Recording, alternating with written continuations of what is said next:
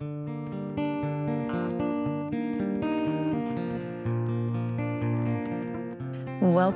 to Down the Well. I am your host, Elle Rowley. I, as usual, am so excited for this episode today on Stoic motherhood. Motherhood can feel like a storm, loud, unpredictable, and completely out of your control at times. But what if peace didn't come from fixing the storm, but from learning how to stand still in it? That's what Stoicism has taught me. Not how to change my kids or my house or even my circumstances, but how to change me. Today, we're going to talk about 6 ancient principles that have become surprisingly modern lifelines for mothers trying to stay whole in the chaos. But before I jump in, I have been beyond thrilled to see and hear the response to this little show I've been making in my barn. Thank you for being here. If you have found value in this show and have not yet subscribed, liked, reviewed, all the things, I would be so grateful if you did. Okay. Although Stoicism is an ancient philosophy, it has had a reemergence over the past decade. I think this is in part a counterbalance to the rise of critical theory in our culture, which can foster a victim mindset, where critical theory often emphasizes the power of external forces on the individual, sometimes to the point of disempowering the individual. Stoicism, when properly applied, centers on internal control, empowering the individual with order, resilience, and self-mastery. While Stoic philosophy does not replace religion for me, it has been a helpful complement to it. Many of its principles have become powerful tools in my journey through motherhood. Motherhood may not come with a manual, but if it did, Stoicism might deserve a chapter or 2.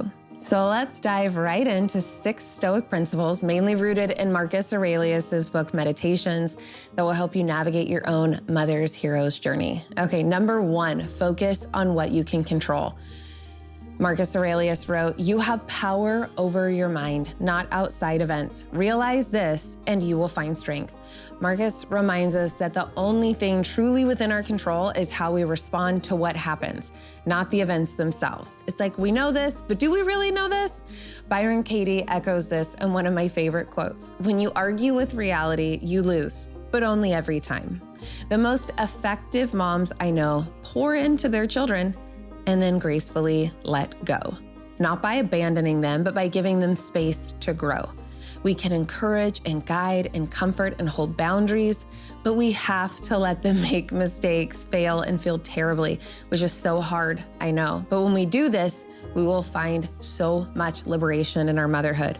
Recently, one of my daughters had an issue with some friends, and to see her kind of isolated or feeling excluded and hurt made me want to naturally just jump in and fix it and talk with her friends or the moms or whatever to fix it. But then how would she learn to navigate the next time that this comes up, which it surely will, right? It's just a part of life. Instead of trying to control the situation, I made myself step back emotionally, and then I stepped up emotionally for her to talk to me about it, offering validation and support throughout her experience, which empowered her to find solutions rather than disempowering her by trying to control the situation myself, which would be a temporary fix at best. I mean, if it worked, you guys, to try to control everything, I would say let's do it. But it just doesn't, right? And it burns all of our energy. This yin-yang energy of teaching and guiding and pouring into our kids and then letting go and standing back is not manipulation, it's strategic and loving detachment. Every time I find myself deep in a power struggle with one of my kids or really lost as to what I should do next in my parenting, 9 times out of 10, I realize that I'm just trying to control things that are out of my control. Which again, if it worked, I'd say let's do it, but it just doesn't. Mel Robbins' book, Let Them, beautifully expands on this idea. She encourages us to let others do what they're gonna do anyway. It's kind of funny. It's like they're gonna do it anyway. We can just accept that they're gonna do it, right? And instead focus on what we can do. We can't control our kids' homework, friendships, emotions, or outcomes. We can control our reactions, our modeling, and our energy. We can be the steady guide, not the fixer. Okay, number 2, practice delayed gratification. In a dopamine-driven world, choosing long-term fulfillment over short-term pleasure is a radical act. That's why parenting is becoming a radical act, choosing to have children. Parenting is a daily exercise in delayed gratification. We sacrifice comfort and ease constantly, planting seeds with no immediate harvest. This is a long game, and really embracing that and understanding that and not expecting short-term results can really reduce a lot of unnecessary suffering. It's easy to become discouraged and grasp for quick fixes like shopping, scrolling, snacking, controlling, but those hits never satisfy. When we remember that these years are sacred, that we're investing in something lasting, we can stay rooted in our motherhood. We're planting trees here, not lettuce. Okay, number 3, impermanence and death. Again, Marcus Aurelius writes in Meditations, do not act as if you are going to live 10,000 years. Death hangs over you. While you live, while it is in your power, be good. This isn't morbid, it's clarifying. Are we postponing joy, waiting for some perfect moment to start enjoying our children or our mothering? Are we wishing away their childhood, waiting for them to get older, or even our motherhood because the season is hard? Everything is impermanent. Your toddler's tantrums, your teenager's eye rolls, even the cluttered breakfast table, it's all fleeting. Embrace it. Find the magic in the mundane, like it's your job.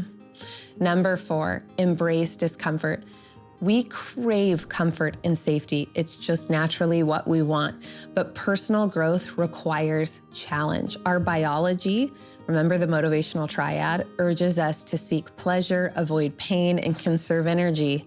But that's the fast track to stagnation, meaninglessness, misery, to spiral down. Jonathan Haidt wrote in The Coddling of the American Mind, a culture that allows the concept of safety to creep so far that it equates emotional discomfort with physical danger is a culture that encourages people to systematically protect one another from the very experiences embedded in daily life that they need in order to become strong and healthy. Are we modeling for our children the value of emotional discomfort? Discomfort isn't a sign that you're doing it wrong. It's a sign that you're growing. The more that we can connect discomfort and growth, the stronger we're going to be in our motherhood, the more resilient we're going to be, the more that we're going to enjoy it, even the hard times, because we're going to see the growth along the way. Learning the balance of validating negative emotion that arises in our challenges while also letting it not control our actions is one of the most powerful practices that we can cultivate personally or teach our children. We so often learn this idea in our professional work, like we're having a bad day, but you show up anyway, but then forget to apply it to our everyday life. Here are a few mantras that have helped me to embrace discomfort. I can be tired and have a good day. That is a powerful one, especially in early motherhood. They can have a bad day and I can still have a good day. We don't have to be controlled by everybody else's day and feelings in our house. That is a practice to cultivate. This is hard, but I'm doing it. I can have a bad day and still love my life. Doesn't have to be all or nothing. I'm not doing it wrong. I'm just doing something hard. And then one of my very favorites, discomfort is the currency for growth. And my very favorite, sacrifice makes sacred. Okay, number 5, don't be offendable. Another quote from Marcus Aurelius, reject your sense of injury and the injury itself disappears.